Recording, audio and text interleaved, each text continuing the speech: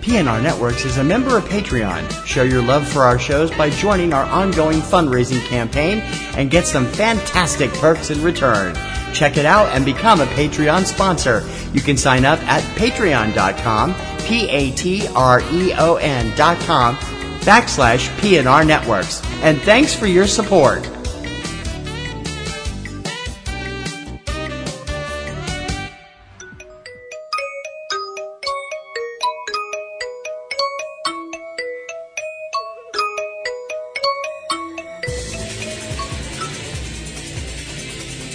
She just goes a little mad sometimes. Do you ever feel like you're normal and the rest of the world has lost its collective mind? Put your helmet on. We'll be reaching speeds of 3. Do you find people saying this to you a lot? Are you totally deranged? Are you looking for a looking glass to pass through? I find your lack of faith disturbing. Or looking for a rabbit hole to fall down? Who could think of a better punishment, really? Everything's the same here, it's just a little worse. Guess what? Life's a bitch. Now so am I. You found it. Welcome to Platinum Rose's Garden. Well, hello, my darlings. I'm so glad to be back. This is Platinum Rose Lady welcoming you to Platinum Rose's Garden on October 20th, 2018.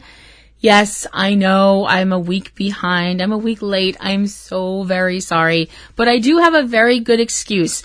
I was ill. Dramatic long pause. No, it wasn't that bad. And I know some people are going, you've been ill the entire time you've been in front of this microphone. What are you talking about? I love you too. No, what happened was, back in September, we went on vacation. I got sick while we were on vacation, and the medicine or something happened with my body, and I wound up having a reaction where my arms and chest and legs broke out in hives, and at the same time I caught a very bad cold, which morphed into something somehow worse than a cold, coughing spasms that were leaving me wheezing and gasping for air.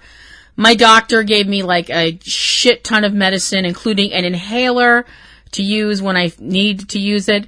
To anybody out there who is listening to this podcast who has to deal with asthma and deal with inhalers, mad props to you. Because I don't know how the fuck you do this on a daily basis. Excuse me. That's going to happen a lot during the show too. Because inhalers and I are not BFFs. We are not getting along. I'm like, how the fuck do you use this thing? Ow, I sprayed myself in the eye. You know, it's fucking ridiculous. But, I had no voice. What I had for a voice sounded like I swallowed a squeaky toy. And every 5 seconds I was making these horrible hacking noises. And I'm like, I can't subject people to this. So I had to wait a week. So, I hope everybody dealt with the hiatus over the summer as best as we all could. You know, we all have to deal in our own way. But now we're back for season 14 of Supernatural, which, you know, as we know, by now, excuse me, season 14 is going to be a shorter season of Supernatural. It's going to be 20 episodes long as opposed to 23 episodes because Jared and Jensen wanted a shorter season because they wanted to spend time with their families, which makes absolutely perfect sense to me. You know, they're two guys that have, you know, beautiful, wonderful wives and fantastic children, and they want to spend time with them and be there while their babies grow up and all of their, you know, their great children and make wonderful memories with them and stuff like that, which is obviously a beautiful, wonderful thing. You know, and spend time with family and friends, also a beautiful, wonderful thing. Now, as much as I would love to act like the Supernatural community is all full of beautiful, wonderful people, which it is, for the most part, Supernatural has a great fan base, for the most part. There are people who are, you know, giving and generous and kind and creative and funny and just fantastic. I've met some wonderful friends, including my friend Katie, who is an amazing person and I love like a sister. But there are also people out there who are just fucking assholes, and I wish they'd leave this fandom. I'm talking about people who hate on Jared and Jensen or Misha's wives.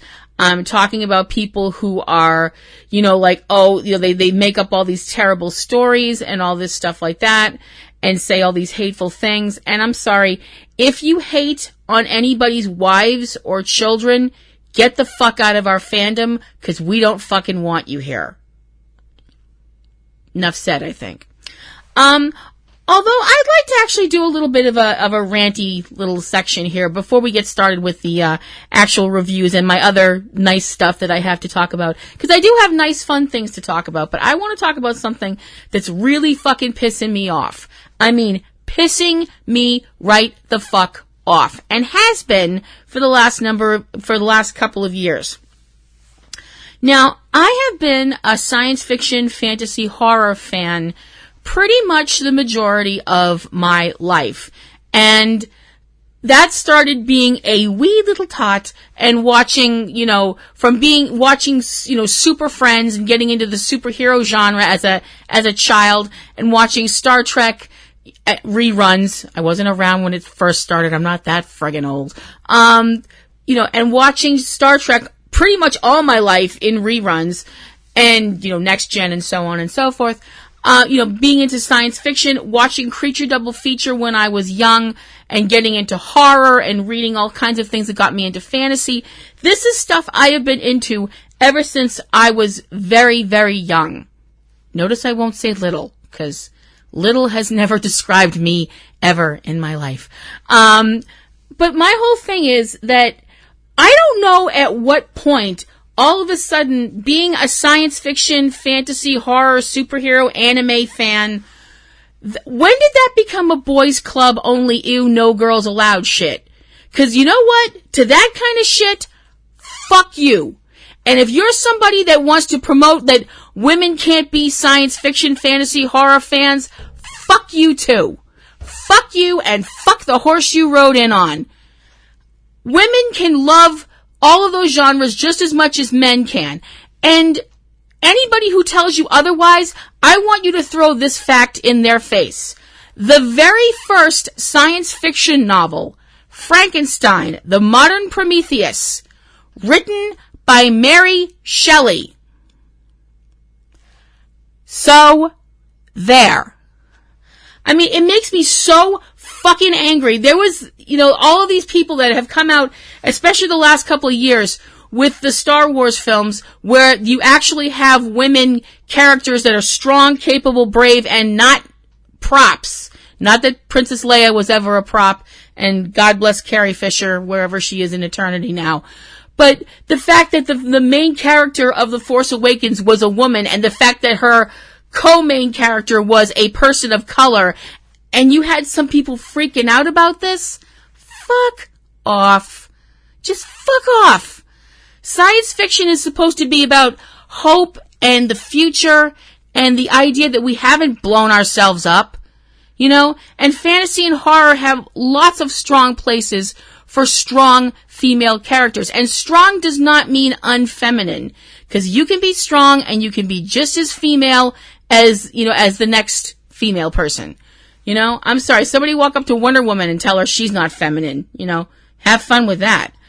But this kind of shit makes me nuts. And I don't know where it came from, and I don't like it. And I wish it would go the fuck away. It really makes me mad when I hear about especially younger girls, younger women and stuff like that, being bullied by guys who are like, oh, well, you can't like science fiction. I mean, I saw something a couple of months ago on Twitter about a little girl who was bullied when she went to school because she had a Star Wars shirt on. And boys being like, oh, you can't be into Star Wars, you're a girl. The fuck? What the fuck? What is this shit? This is the year of our Lord 2018, and we still have, you can't do X because you're a boy or a girl? Fuck that noise. If your daughter wants to be into Star Wars, let her be. If your son wants to be into My Little Pony Friendship is Magic, let him be. Let people like what they like. Doesn't matter what gender you are, or it shouldn't matter.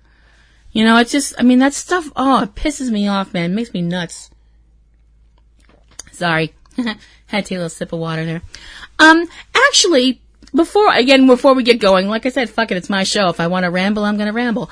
I actually have a question for everybody out there who are movie fans, specifically if you are fans of the Marvel movie universe. And hopefully, if you are a fan of the Marvel movie universe, you have recovered from Infinity War. I finally stopped bawling about June. My fella TC, who is a wonderful person, but who does enjoy fucking with my head, brought up something that I have actually been thinking about ever since he brought it up. And I'd like y'all's opinion on it. If you'd like to send me your opinion, platinumroselle@yahoo.com. If you'd like to send me your opinion about anything, are you happy Supernatural's back? Are you excited? What's going on with you? Please send it to me and I'll definitely read it. But he postulated something to me that I was like, well, fuck, I hadn't thought about that. Now it won't fucking get out of my head. In Infinity War, when Thanos gathered all of the Infinity Jewels and did the whole snap and everything went to fucking hell in a fucking handbasket, he brought up something to me that I was like, he said to me something along the lines of, how did Thanos know that when he did the snap that he wouldn't be one of the people that would be eliminated along with everybody else? That really fucked with my head. So I'd like to know your opinion, platinumroselle@yahoo.com, and we're going to get to this week's fanfic of the week.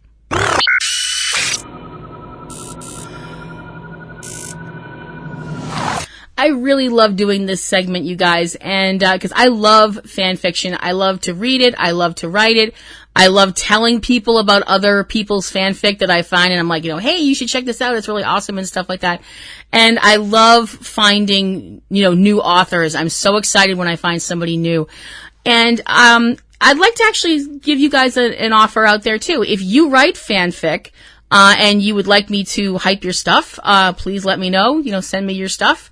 If you know somebody that I haven't mentioned so far, send me their information and I'll go look them up, and you can send that to platinumroselle@yahoo.com, and they might wind up being in our fanfic of the week, just like this person. The person that I'm going to spotlight today, their fanfiction.net handle, I suppose is how you'd call it. It's very CB, ask your parents. Their name is Worldwielder, which sounds like a villain from one of those, Word Girl, that PBS show or something. It's kind of neat though. I like it. Worldwielder has written 41 stories on fanfiction.net from lots of different, shows and, projects and such.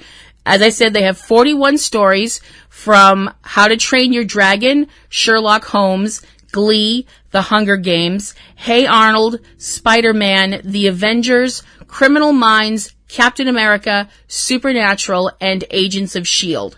So they've obviously got a lot of different things that they like, and that's awesome. So the story that I'm going to highlight today that I definitely think you should check out, and there will be a link in the notes for this because my fellow will put them in there because I will ask him to, because he is awesome at that and I suck because he's the computer genius and I'm the cute one. Worldwielder's story that I'd like to focus on today is called You're Not Fine. It's a supernatural story, and the synopsis goes thusly. Quote, Sam thinks he might go insane if he doesn't ask his brother whether the shapeshifter was telling the truth, even though Dean is loath to share his emotions. Set post Season 1, Episode 6, Skin. It is rated T for language and mentions of the rough Winchester childhood, end quote. And oh my frog, you have to read this story. It is friggin' incredible. The tone is perfect. The dialogue is just fantastic. Worldwielder did such an incredible job with this piece. You have to read it. It's so awesome. Leave a review. You're Not Fine by Worldwielder is this week's fanfic of the week, and that's taking us right into our doubleheader Supernatural episode recap.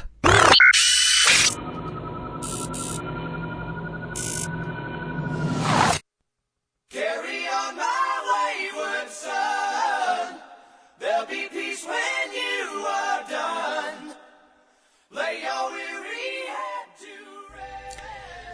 Season 14, Episode 1, Stranger in a Strange Land. We begin with the road so far, which is looking back mostly on Season 13 and what happened to get us to where we are now.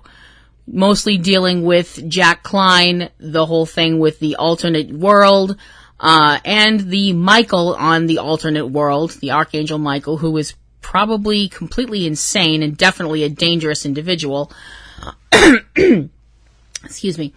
Also with Lucifer stealing Jack's grace, and Michael getting Dean to say yes to him to stop Lucifer, who has taken Jack and Sam.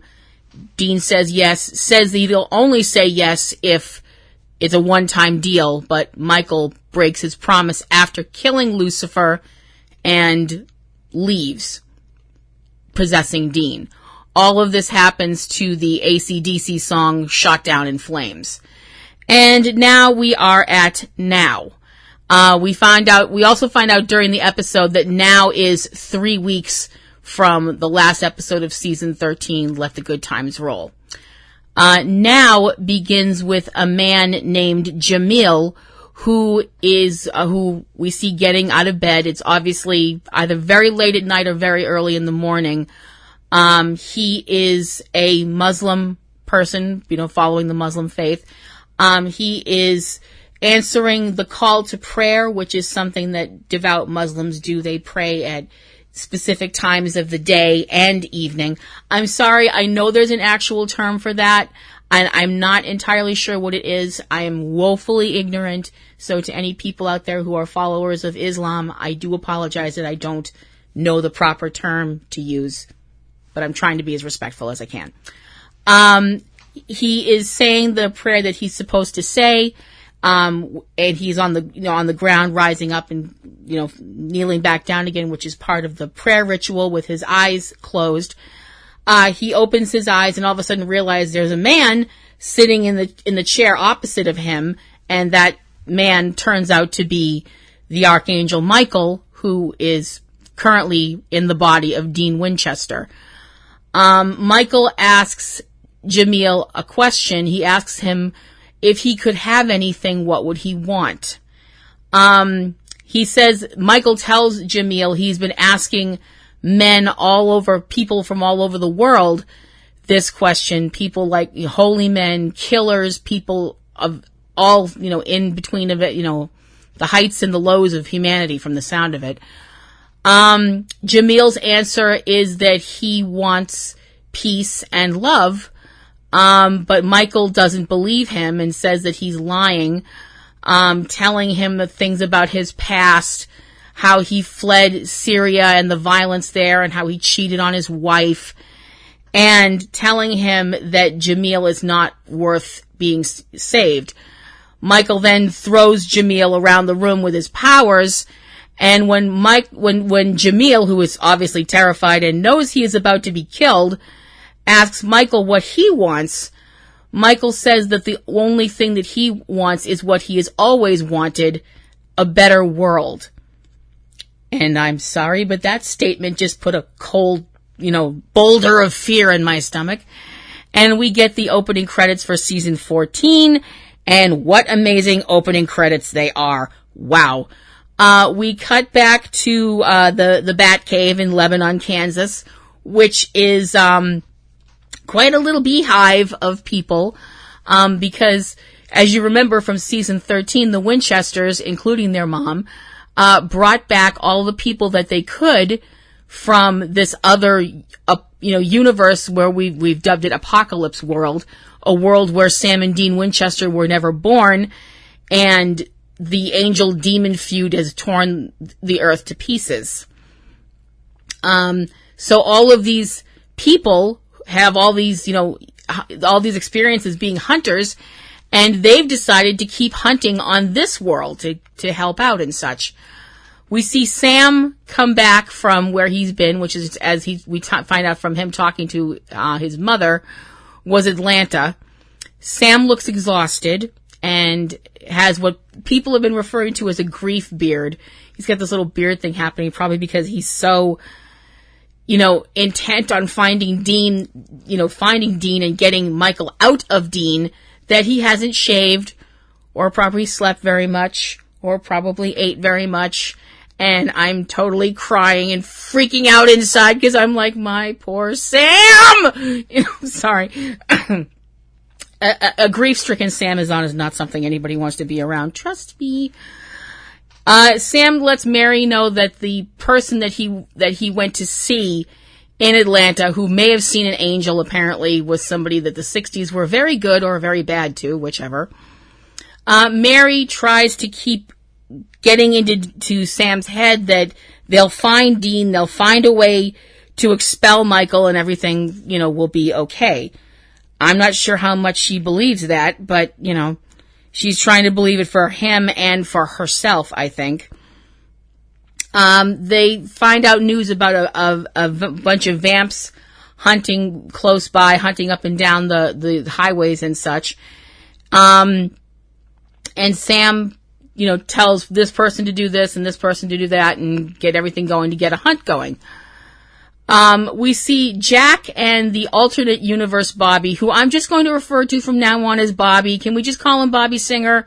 I'm not going to call him AU Bobby the rest of the time I'm doing this. I'm just not. We see them working out in the gym, and, Bobby's trying to teach Jack to fight, physical fight, because thanks to Lucifer siphoning off his grace, right now, Jack doesn't have any of his, angelic powers, and is feeling pretty low about that. Poor sweet darling.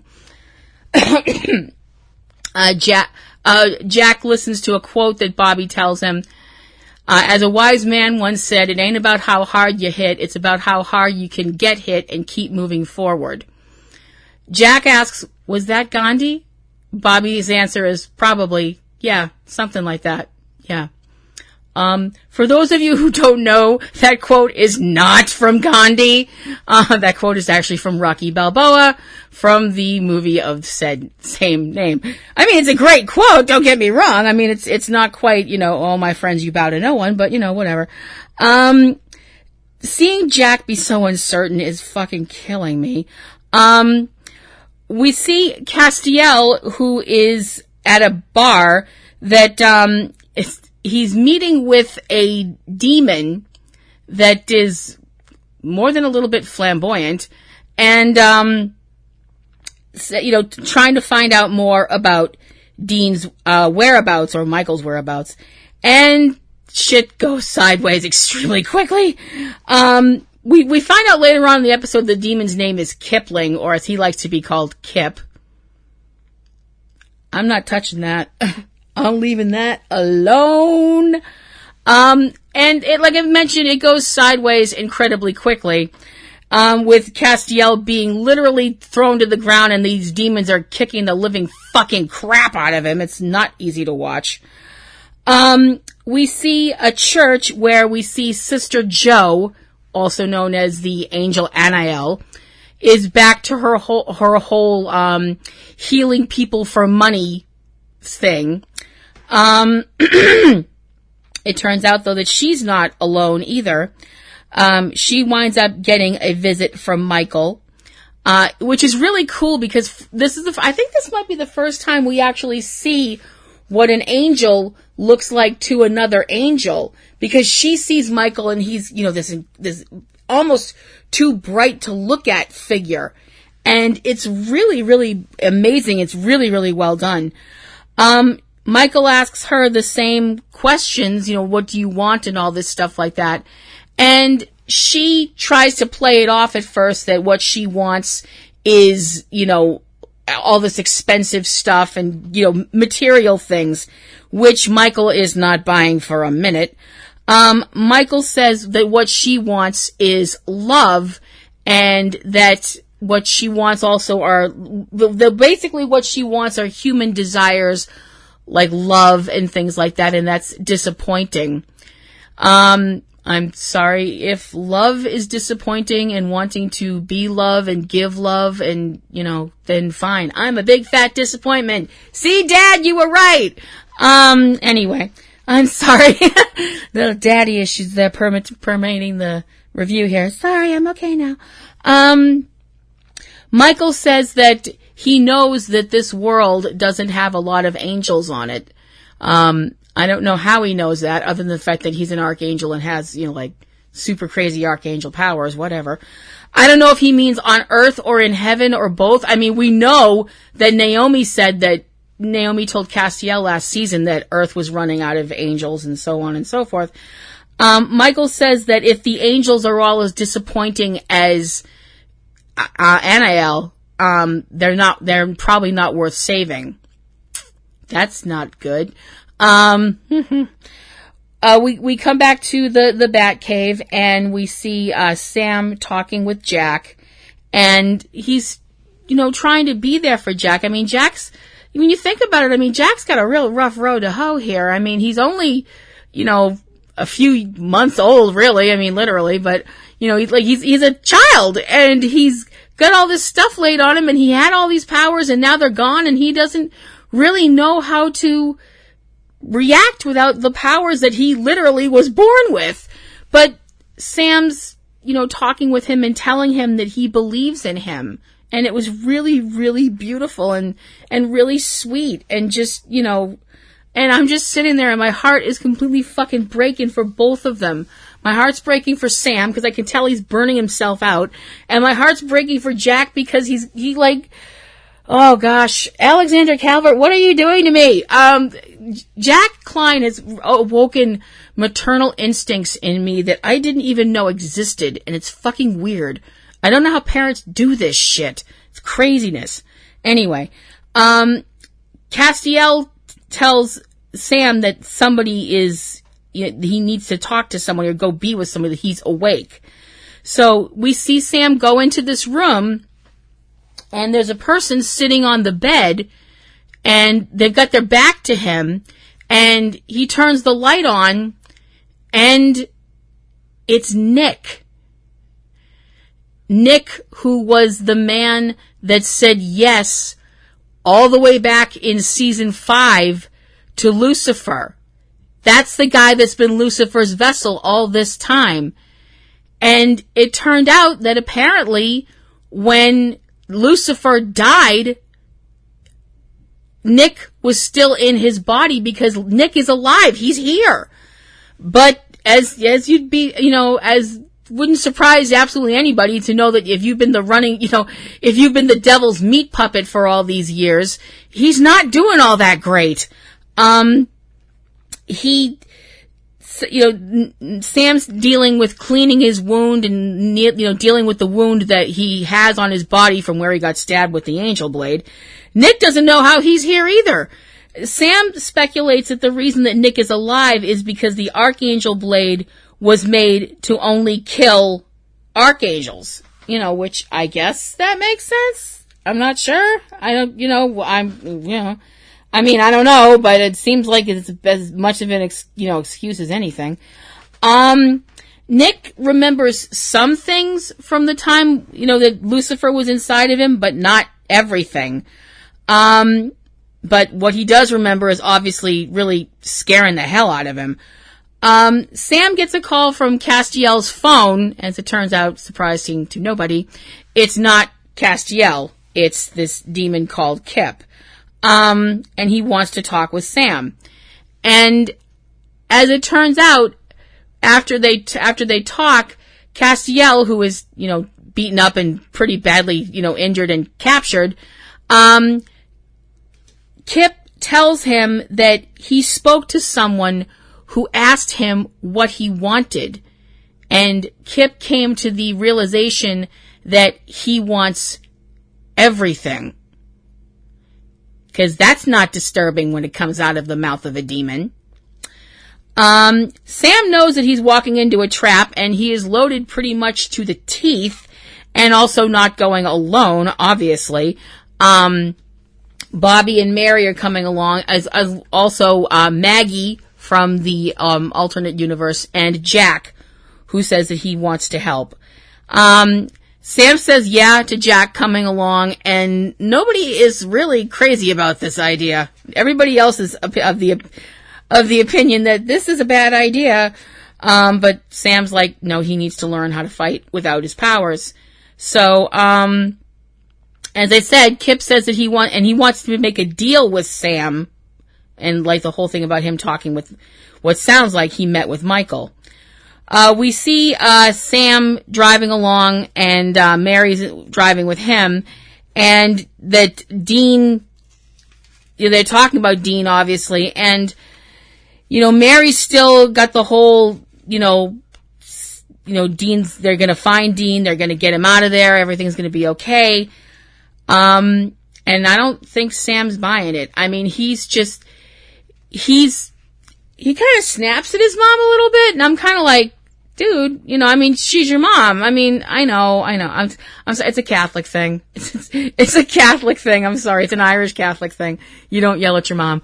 And Mary tells him that they have to focus on being positive, because if they don't, the negativeness is going to overwhelm all of them, In the other car, Bobby tells Jack that he's going to protect him and he'll, keep an eye on him and keep him safe, because Jack helped Bobby and a lot of other people over in the apocalypse world. Sam goes into the bar, and Castiel is there, and Kip, who fawns all over Sam, and it's more than a little disturbing when he's talking about Sam's hair and Sam's shoulders and says that Sam's his Beyonce, and I'm like, get your hands off him, you bitch! I will scratch your friggin' eyes out! Sorry, Sam is on. Can't help it, get a little crazy. Unfortunately, Kip kind of scolds Sam like, you didn't come alone, because he has the demons that were with him come in from outside, and they've got Maggie and Jack with them, and Jack gets punched in the stomach, and I want to shove that demon in through a wood chipper. Because nobody hurts my Jack, because he's just such a sweet little adorable little muffin. Kip tells Sam that he wants to make a deal with him.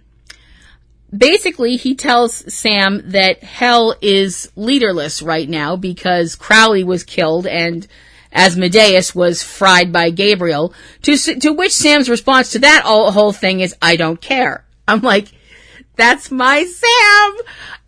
And he wants what he calls the Crowley deal, where he will help Sam out, give him information and help on occasion, in exchange for Sam and Dean and the other hunters turning a blind eye to demons making deals with humans and, crossroad deals and things like that, and demons fighting other demons, which of course involves, a lot of collateral damage. Sam, to the surprise of absolutely nobody, tells Kip in no uncertain terms, no, and go fuck yourself. And then Kip lets the mask slip. All this time, he's been kind of almost playing a character.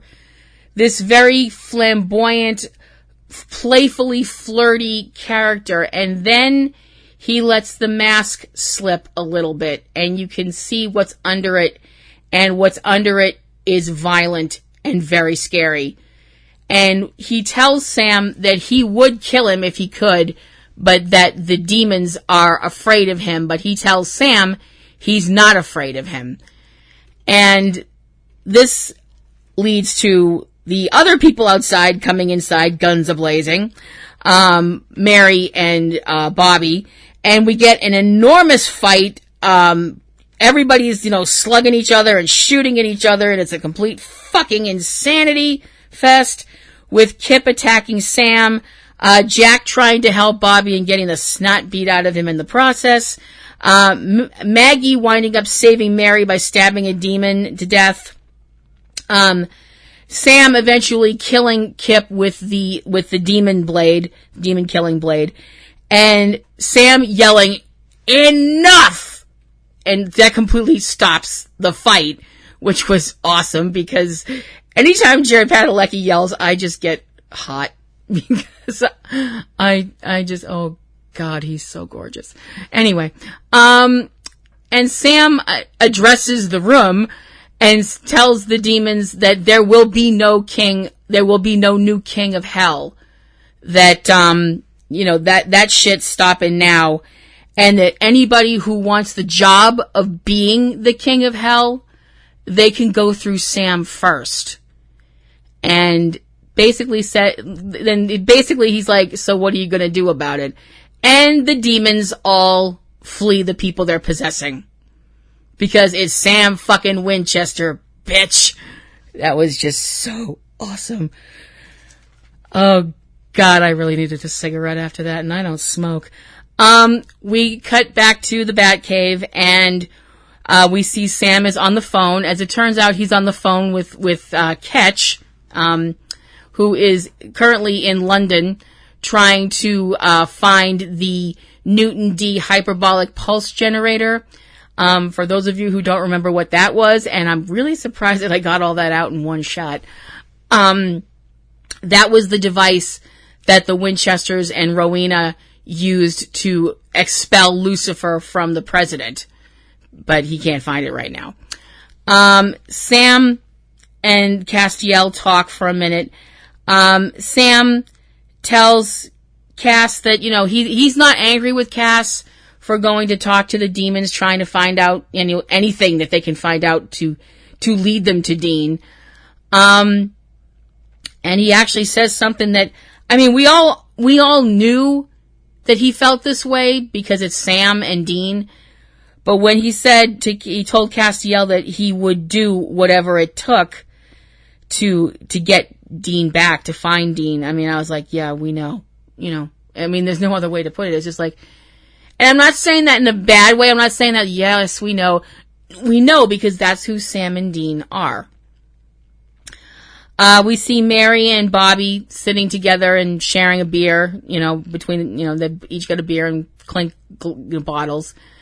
And they're kind of flirting with each other. And I gotta be honest, I'm kind of shipping it. And I know right now my husband's going, oh fuck, not again. I ship fucking everything. It's ridiculous. And when I ship stuff, I ship it hard. But I'm sorry, I'm like, yeah, I'm liking this. I don't know what it is, but I like it. We see Jack talking with Castiel, and, Jack feels really useless and he feels like he wasn't much good in the fight. And that, he doesn't have a place in the world right now because his grace is gone, and that he doesn't have anything to offer. And Castiel tells him that's not true. That he does. He has a lot to offer. And that his grace will come back. And Castiel tells Jack that they're family, and they will find Dean, and they will get him back. We see Sam with his, going into his room, putting his things down on the desk. He looks exhausted. Poor darling. I want him to get a shower and get some sleep. And I don't mean sleep with me. I mean just sleep. Because actually I wouldn't mind sleeping with Sam in that scene just because I'd like to cuddle him and make him feel better. Because people tell me I'm really good at hugs. But his phone rings and it's an unknown number. And he picks up the phone. And as it turns out, it's Sister Joe, or Anael, who tells them that they have a problem. And we cut to a factory, an abandoned building, where Michael is talking with a young man and talking about how the young man, what he wants out of life is pure, that they're simple, they're clean wants, that he only wants to eat. He tells the guy that they will, they'll work well together. And the young man smiles at him with 2 sets of teeth as another set of teeth lowers down between the ones that we usually see. So it's very obvious that Michael is talking with a vampire, and the episode ends. Oh wow. Stranger in a Strange Land, I thought was a great episode. I thought it was fantastic. 4.5 bouquets out of 5 from me. And I thought this season kicked off great. I know some people had a problem with it, and, I'm sorry you feel that way. I thought it was a terrific way to start off the season. I thought it was exciting. the fact that they've somehow brought Nick back, I was like, holy fucking shit, what the fuck? Are you kidding me? Excuse me. I thought it was fucking great and a great way to kick stuff off. So that's just my opinion for what it's worth. And that takes us into season 14, episode 2 of Supernatural, Gods and Monsters. This episode directed by our own Richard Speight Jr. Yay! Big round of applause. Awesome, awesome, awesome. And we begin with Then, which is mostly dealing with Jack and the person that he has become and the person that he is now, a person without his powers. And Dean saying yes to Michael in order to save Sam and Jack. And then we cut to now, and now is what looks like an abandoned church, like long abandoned church.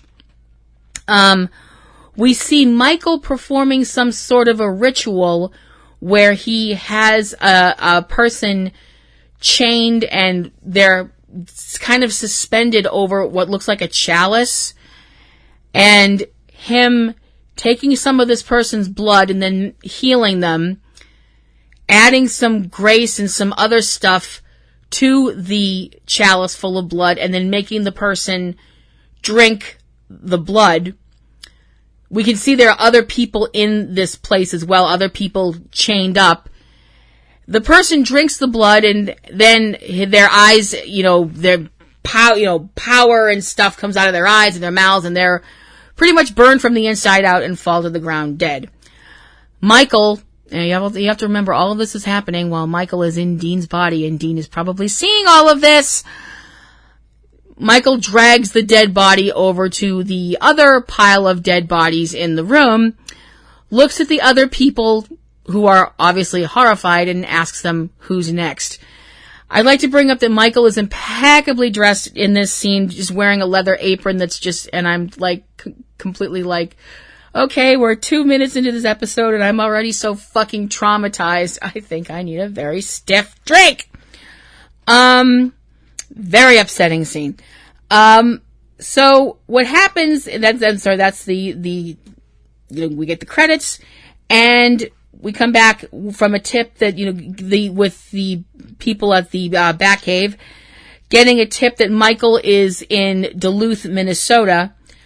Sam finding a newspaper article about police finding a bunch of bodies left in a field that had, these neck wounds and their eyes were burned out. And obviously this is looking more and more like something that Michael is involved with. So Sam plans to head out to, check this out along with Bobby and Mary. Sam tells Castiel that he needs to stay behind, not only because of the fact that Castiel is an angel, Michael would instantly, sense his presence. Also the fact that somebody needs to stay behind and keep an eye on Jack and on Nick. Jack wants to, his whole thing is that he knows that he can't go this time, but he feels like he wants to do better. He wants to, after what happened, the previous episode where he got the shit kicked out of him trying to help out in the bar fight. Also, the simple fact is that nobody's really happy with the whole idea of Nick being around. And Jack is completely breaking my heart because he's this poor, sweet little darling, and I can't stand seeing him in pain.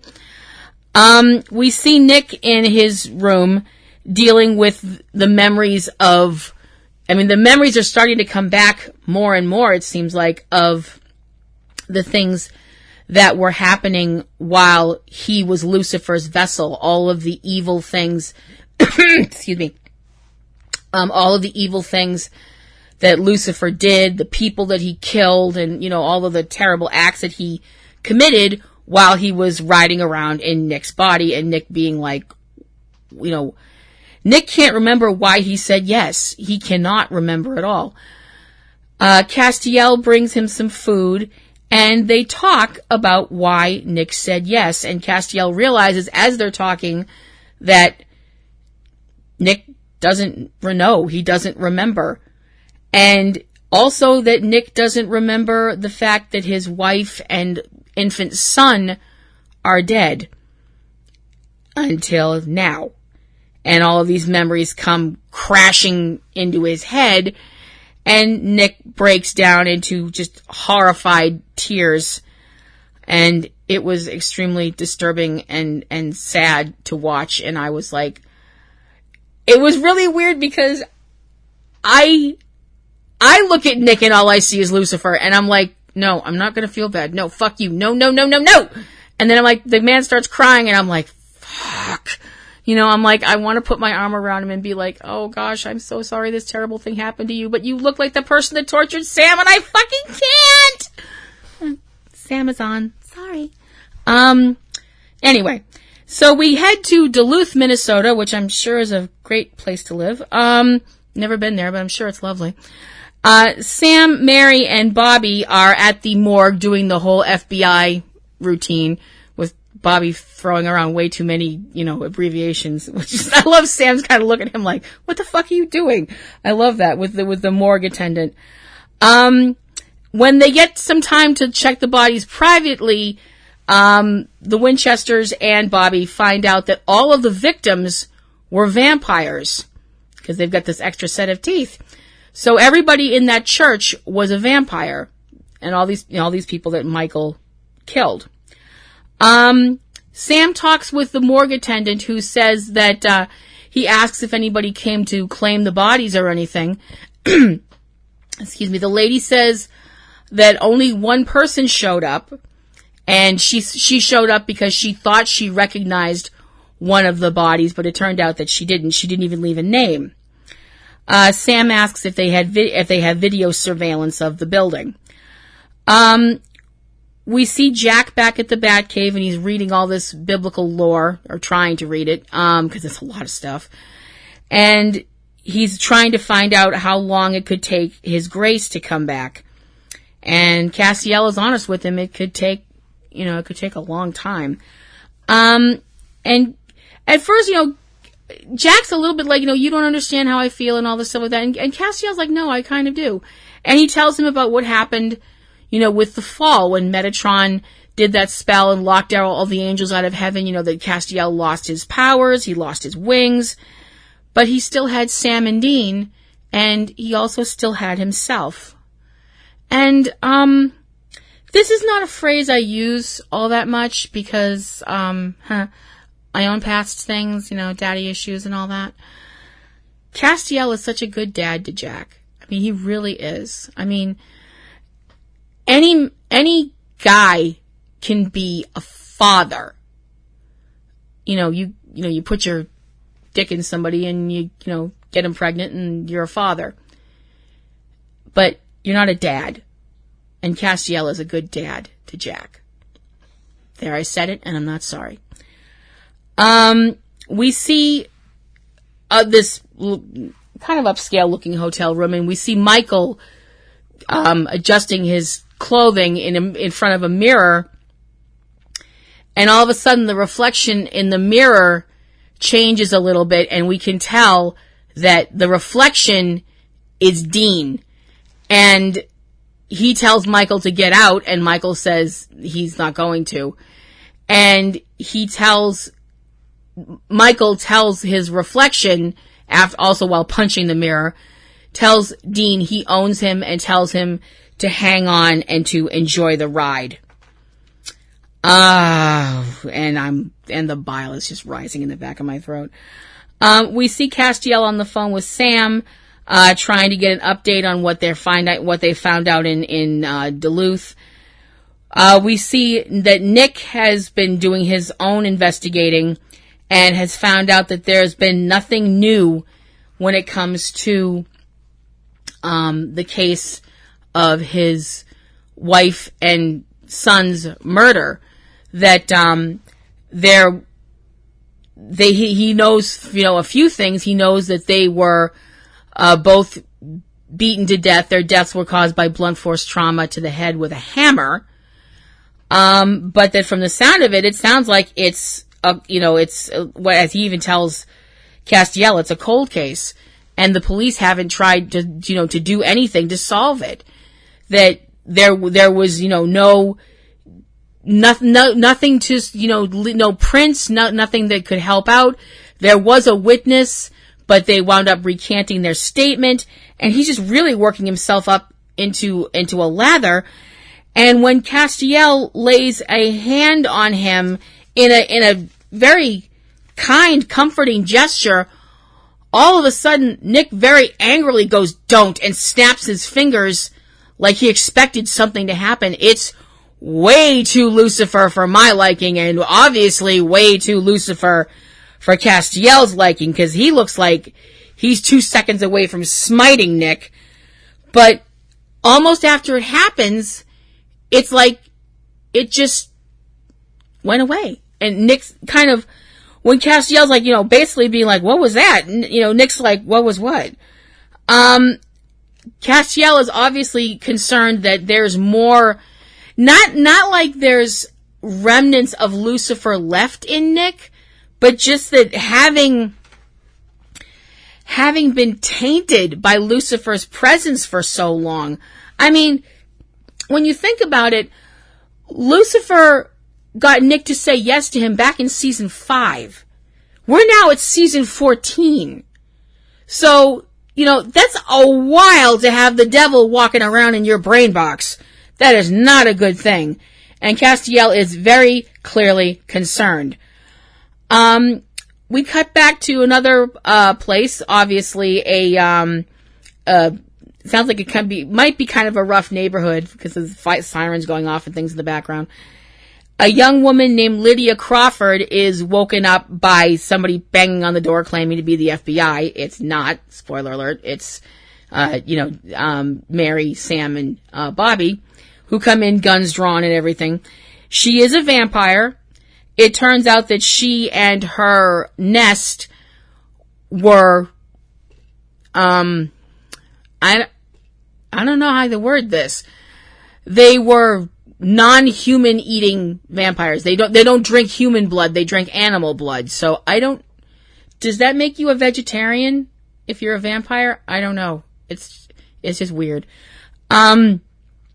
She tells them what she saw, and tells them, what happened to the other members of her nest, how Michael had captured all of them, and that, she got away because other members of her nest tried to jump Michael, and during all the melee, she got away.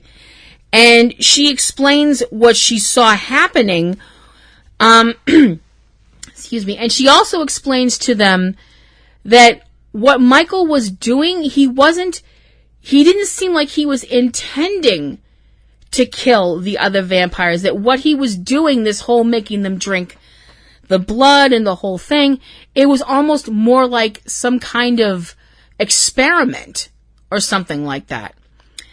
Bobby decides that, she's still a vamp, she's got to go, and goes to kill her, but Lydia says that she can take them to where Michael is. Excuse me. She can tell them where he is if they let her live. We see Michael coming back to his hotel room, and he's got a woman with him. We find out her name is Melanie, and they flirt for a little while, but it doesn't last. The good times don't last very long, because Michael winds up throwing her against a wall, because as it turns out, she is a monster. To be specific, she's a werewolf. And I have to say, the lady that played Melanie is a very pretty lady. She's a very pretty woman. I do have to say, though, that when the werewolf teeth came out, to quote Arnold from The Predator, "You are one ugly motherfucker." Just thought I'd bring that up. Michael obviously is more powerful than she is, and tells her while she's on the ground to summon her master. I'm kind of like, I don't even know what that means. We come back to the Batcave, and Nick is on the phone with a police officer from the town that he lived in when his family was killed, which is a town in Delaware called Pine Creek. The police are not helpful. In fact, they hang up on him.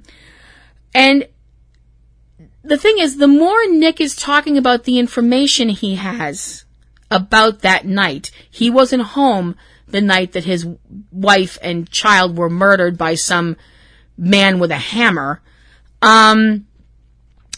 Something about the way he's talking and something about the whole thing, something's hinky here, to quote one of my favorite characters, Abby from NCIS. Nick's bringing it up to Castiel that, there was no DNA, there were no fingerprints. Something's not right here. Excuse me. As they keep talking, Castiel tells Nick about the whole thing about angels and their vessels, how angels can't physically walk on the earth unless they take a vessel and a human has to give them permission. Excuse me. And Castiel winds up telling Nick about Jimmy Novak. And Nick winds up saying some stuff that I was like, dude, what the actual fuck, man? He tells Castiel that he's just a stone cold body snatcher, and also tells Castiel that he's no different than Lucifer. And I was like, the fuck?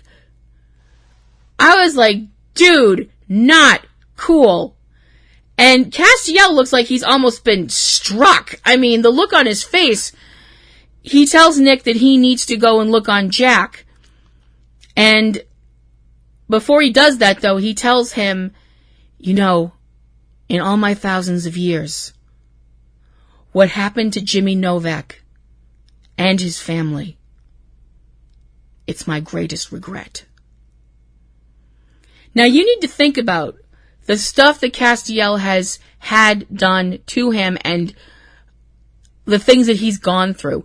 The whole thing with the Leviathans. All of the other stuff that's happened to him. The fact that he let Lucifer in. And what happened to Jimmy and Claire and Jimmy's wife. That's his biggest regret. Anybody who tells you that Castiel is not an important character is wrong. I'm sorry, they're wrong. And anybody who tells you Misha Collins isn't a good actor is wrong. Because I'm sorry, that scene just broke my friggin' heart.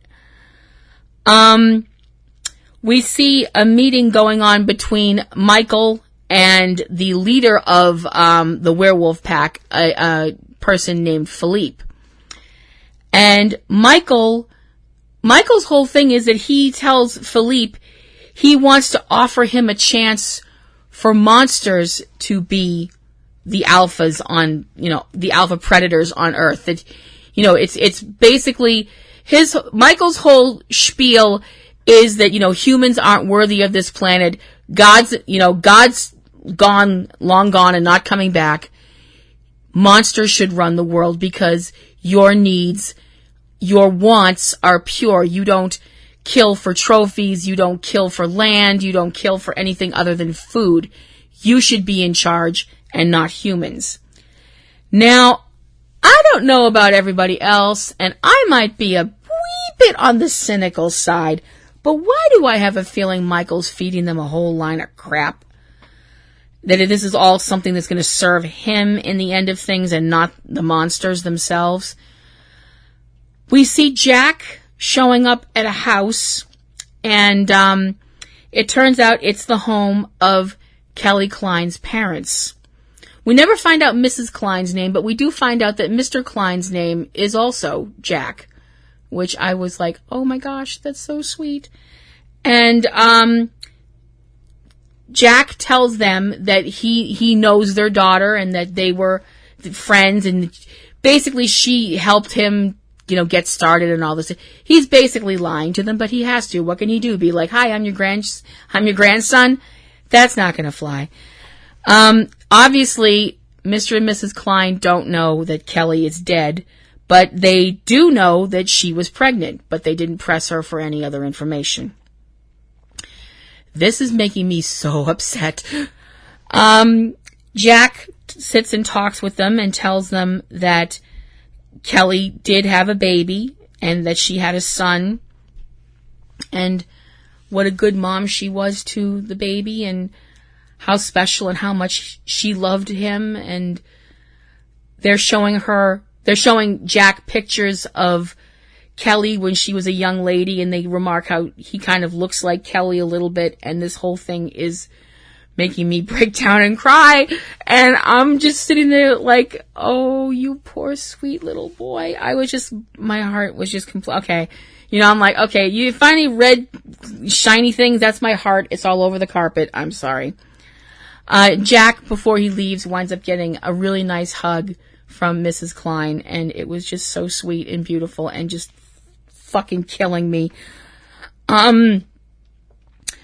We see, Lydia, who is packing up her stuff and trying to get the fuck out of Dodge, and I don't really blame her. But she winds up getting a visit from Michael. As it turns out, Michael tells her that he let her escape, that she was bait for Sam and the other hunters. And he also tells her that because the trap's already been sprung, I don't need the bait anymore.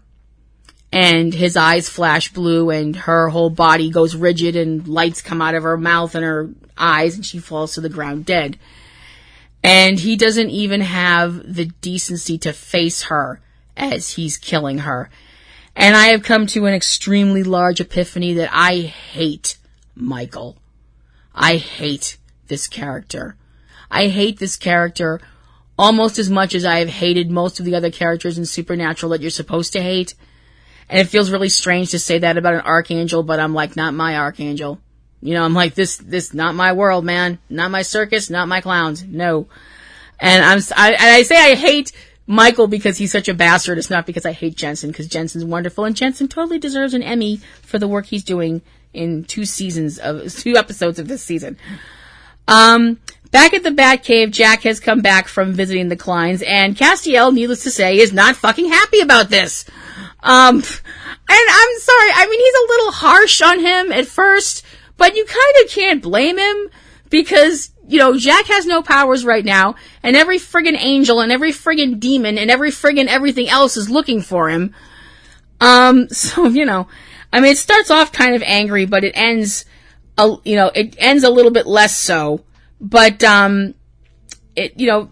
basically he talks about how he felt meeting the Kleins, and it was really sweet until we get to the end of it with, them talking about the fact that Castiel telling Jack that the others have gone to Duluth, and, Jack thinks it's to kill Michael, and,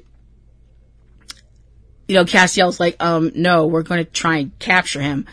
And Jack is not having any of that. And Jack winds up saying stuff that, people need. I don't know if people need to say it, but I kind of think it needed to be said, but nobody else wanted to say that, Jack's whole thing is that Michael has to die, and that Michael has to be caged or killed. And when Castiel asks if that means that Dean has to die as well, Jack's answer is, then Dean dies. I know this, Michael. I've seen what he's done to an entire world, and so have you. If stopping that from happening here means that Dean has to die, then do you think he'd want it any other way?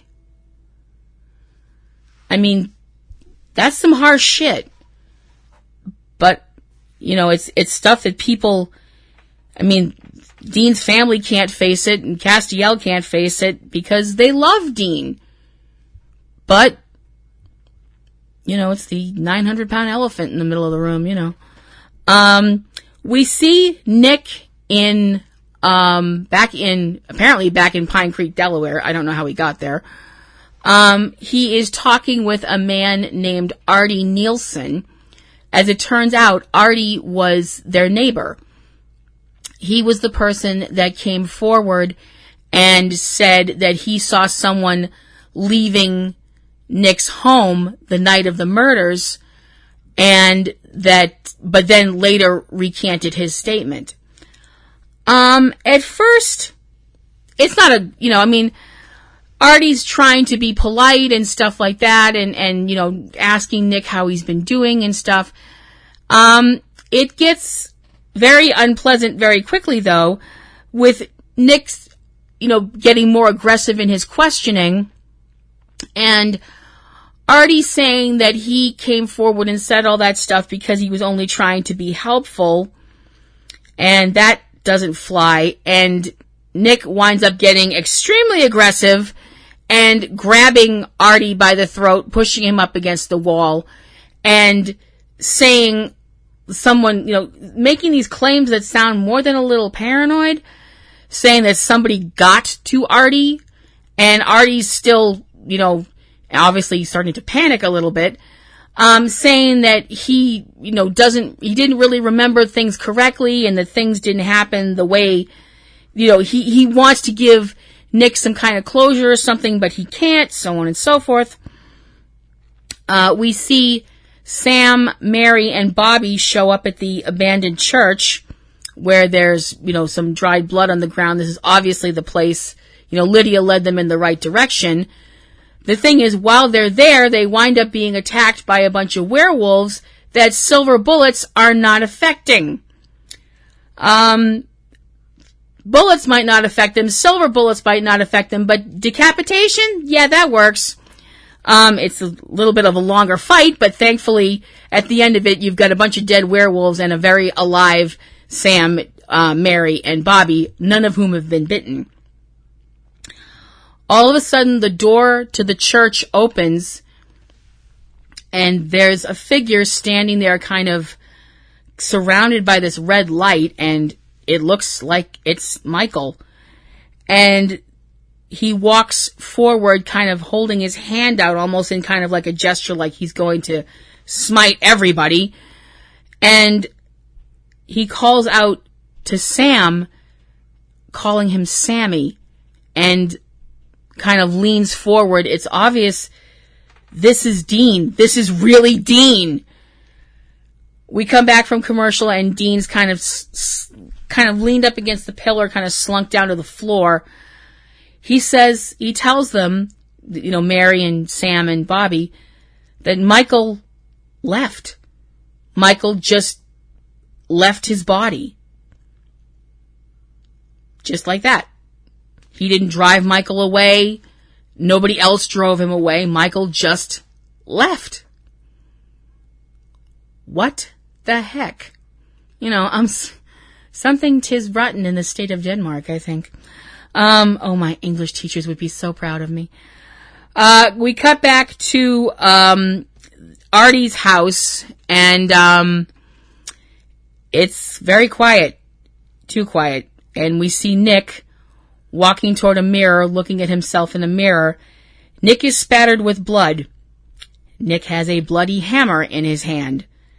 Nick puts the hammer on a table, turns to walk out of the room, or maybe even walk out of the house, almost like he's in some kind of a trance. And we see the very dead, very bashed in brains body of Artie. And the episode ends. Oh boy. Well, we got more questions than answers out of Gods and Monsters, which is awesome, because it makes me want to watch more. I thought this episode was just fantastic. Another 4.5 bouquets out of 5 from me. Just amazing. I love where this season is going, and seriously, Jensen deserves an Emmy, because Michael is so different from Dean, and it's just, this is so incredible.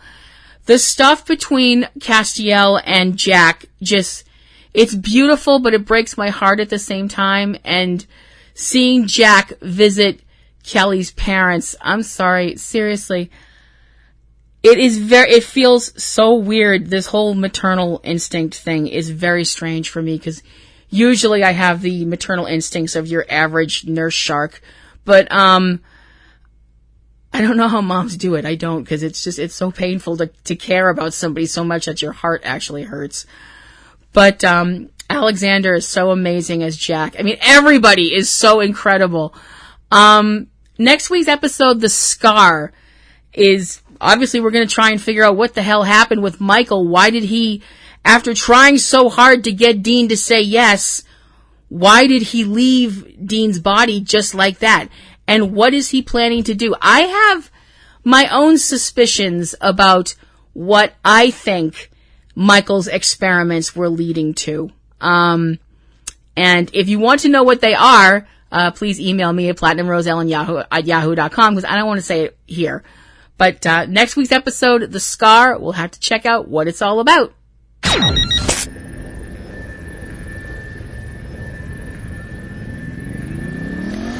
And that, cats and kittens, is going to wrap up another week here on Platinum Rose's Garden. I hope you enjoyed the show. If you have any questions, comments, queries, complaints, anything you'd like to send my way, definitely do so at platinumroselle@yahoo.com. I'll put PRG in the header, and I'll know that you want me to read it on the air, which I will totally do. If you'd like to check out my own fan fiction, I'm at fanfiction.net. Under Platinum Rose Lady. You can check me out there. If you'd like to check out some of the other shows that I am involved with, those would include Subject Cinema and 3 Minute Weekend, which are shows that I do along with my dear sweet long-suffering husband TC. One is a movie podcast, the other is a list show. We have a lot of fun. And I also have another show called Ring Around the Rosie, which is my wrestling podcast, which I hope you'll check out as well. There are other members of our crazy little family, including TC's solo show, Catastrophe, Vortex, and his entertainment shows, 3 Minute Weekend and Tuesday Digidex, and I hope you'll check them out too. And there is also Cavebabble and Aunt B's Nerd Grotto over on YouTube. You can check them out. If you are of a more dramatic bent, you can check out Manhattan Hammerdown As It Happened, which is a fictional podcast we all did, a dramatic reading of what else was going on the night that Cloverfield happened. It was done in conjunction with the 10-year anniversary of the release of the film Cloverfield. It was a lot of fun, real big labor of love, and I hope you'll check it out. And obviously because it's October and Halloween, I have to be excited for that because it's Halloween in my head 24/7. That's always a good thing. And I hope that you'll forgive me for being a little late, and I hope you will check out my show for the rest of the season, and that we all have a lot of fun being Samazons. And by the way, if you are a dude, you can be a Samazon too, if you don't mind wearing the flower crown. We've got flower crowns for everybody if you want to be a Samazon. And all you Dean Divas and all you castanets, I don't know what to call you guys. I keep trying to come up with something. I'm sorry. I'm working on it. I really, really am. So, this is Platinum Rose Lady signing off for another week and reminding you to love the ones you hug the ones you love, and take some time to stop and smell the roses. I'll see you around. Bye.